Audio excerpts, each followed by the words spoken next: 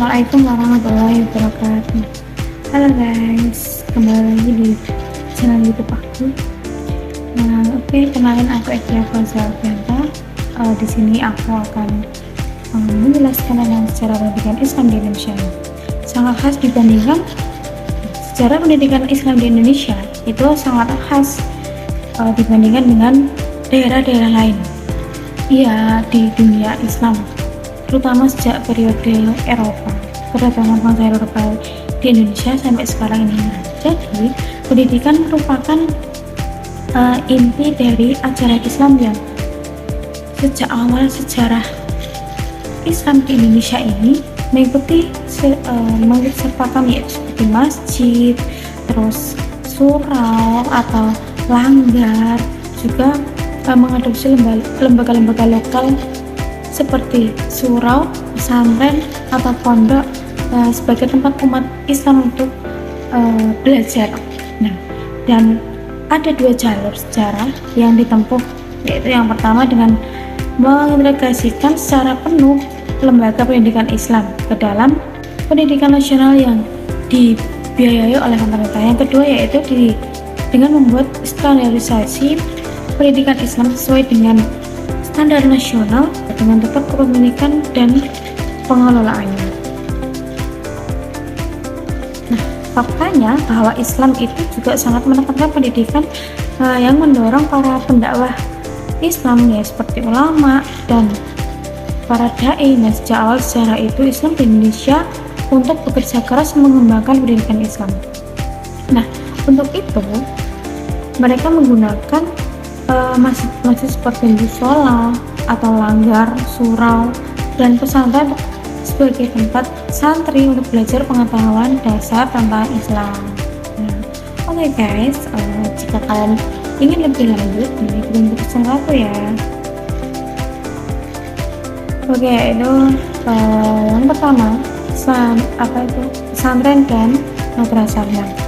Jadi lembaga pendidikan adalah salah satu faktor yang penting dalam perkembangan Islam Indonesia.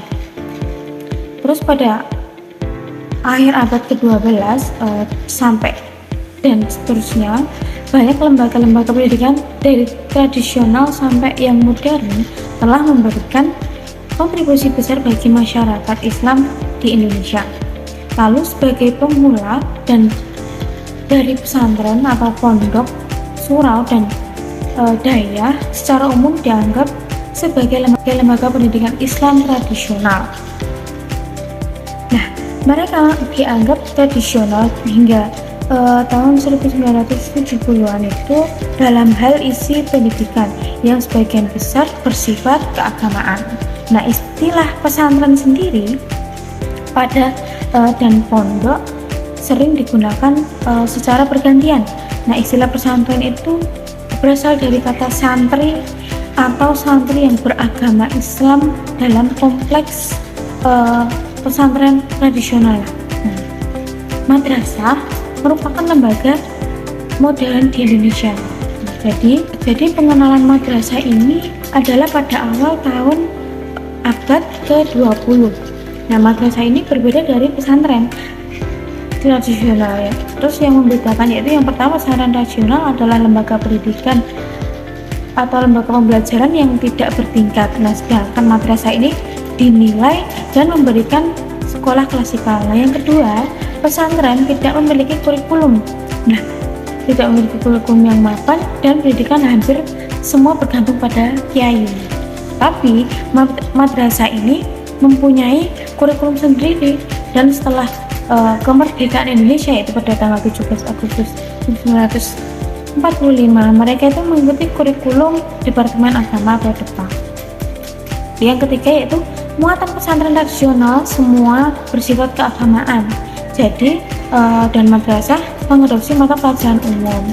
Jadi kalau di tradisional itu hanya ada pelajaran agama saja, tapi kalau madrasah itu ya ada pelajaran agama dan ada pembelajaran umum. Nah, madrasah di Indonesia sendiri terdiri dari 3 jenjang pendidikan, yaitu yang pertama MI. Nah, MI ini sendiri selama 6 tahun. Jadi Madrasah Ibtidaiyah. Yang kedua itu MTS. Nah, MTS ini jenjang selama 3 tahun. Selanjutnya dilanjutkan ke dalam Madrasah Aliyah, yaitu selama 3 tahun. Nah, keberadaan pesantren dan madrasah di Indonesia akhir-akhir ini sangat penting di tengah perubahan politik, budaya, sosial, dan agama. Ada sekitar 35% jumlah siswa ini belajar di madrasah pesantren. Nah, selanjutnya yaitu transformasi pendidikan Islam.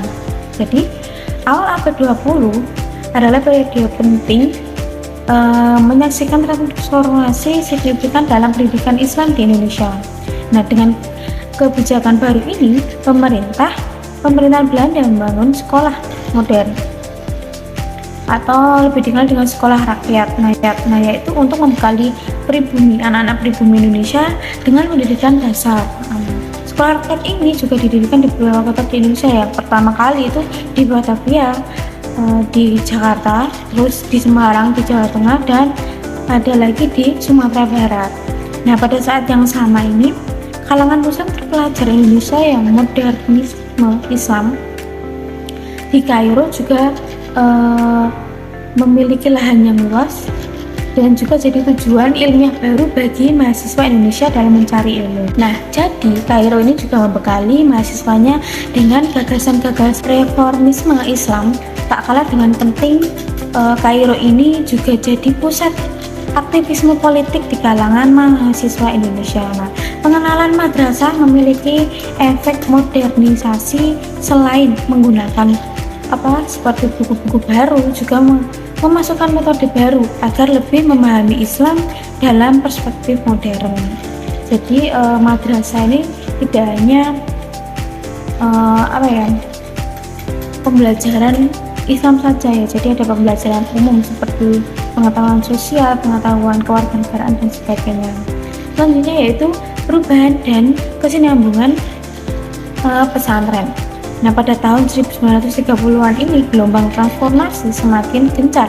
Upaya sistem pendidikan pesantren terus berlangsung. Nah, dalam perkembangan tersebut, ciri-ciri pesantren lama dan asli sama sekali sulit ditemukan di usia dewasa ini ya. Terus karena perubahan sosial, budaya, dan agama yang cepat terjadi ini sejak pembangunan ekonomi Orde Baru, jadi pesantren juga dipaksa untuk merespon tidak hanya bertahan, tapi juga untuk memainkan peran yang lebih besar. Nah, dalam perjalanan segala perubahan, tradisi pesantren ini juga memiliki fleksibilitas sendiri ya, yang bisa untuk terus berkembang di tengah-tengah masyarakat. Nah, selanjutnya itu modernisasi masyarakat madrasah. Nah, modernisasi madrasah ini pada awalnya berlangsung secara gencar, yaitu terutama pada 1970-an. Terus ketika pemerintahan Orde Baru ini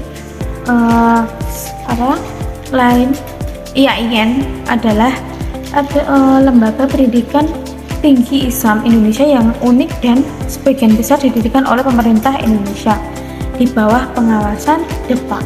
Nah, jumlah pendidikan tinggi Islam di negeri telah berkembang selama 2 dekade terakhir ini.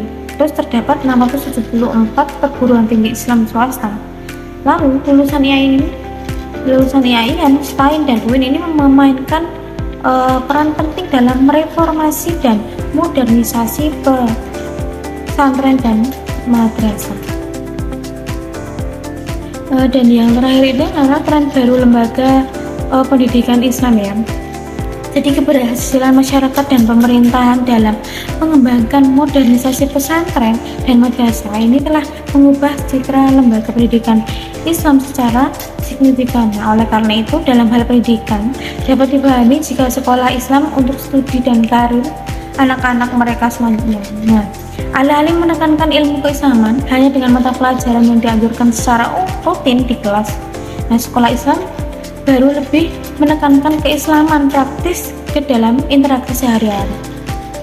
Nah, perlu disebutkan bahwa sekolah Islam genre baru ini banyak yang sudah dilengkapi dengan fasilitas lengkap seperti ruang kelas yang ber-AC, perpustakaan, laboratorium, area olahraga, bahkan pengajaran komputer, internet, dan lain-lain. Jadi, tren baru lembaga pendidikan Islam ini tidak selalu menekankan